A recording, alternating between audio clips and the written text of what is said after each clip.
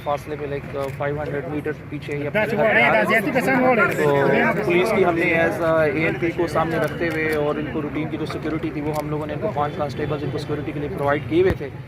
तो प्रॉपर इनका जो कॉन्वॉय जो इनका आ रहा था ये अपने घर आ रहे थे, तो वो अपनी जो मुकम्मल डिटेल एप्लीकेशन है वो दे रहे हैं, हम नोट कर रहे हैं, उसके मुताबिक FIR हम दर्ज करेंगे। औज़ुबिल्लाहि मिनश शैतानिर रजीम, बिस्मिल्लाहिर्रहमानिर्रहीम। बिल्कुल शकील बशीर खान उमर से MPA भी है और हमारा अवामी नेशनल पार्टी का डिस्ट्रिक्ट प्रेसिडेंट भी है और मैं ज़िले चारसदा का जनरल सेक्रेटरी हूँ।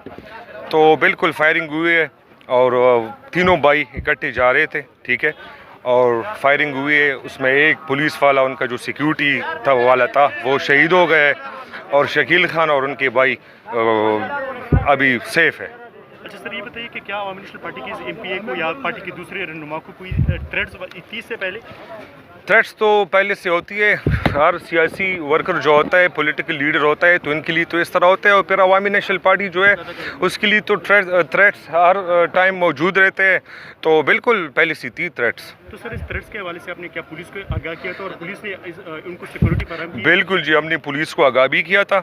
हम खुद DPO ऑफिस गए, हम DIG ऑफिस गए, हमने आगाह किया था कई बार और पुलिस ने सिक्योरिटी भी दी थी, इसलिए आज एक पुलिस वाला शहीद हुआ है। अच्छा सर, ये बताइए कि इनकी पहले भी दुश्मनी चली आ रही थी शकील बशीर खान की, तो इसको क्या आप दहशतगर्दी का वाक़या करार देंगे या ये कोई पुरानी दुश्मनी का? ये अभी हम कुछ नहीं कह सकते। हमें DPO साहब आए थे, वो इंक्वायरी करें, इन्वेस्टिगेशन करें, जो भी हो सामने आ जाएगा तो फिर आप सबके सामने होगा। सर, बाकी FIR के हवाले से बताइए कि FIR किसके खिलाफ?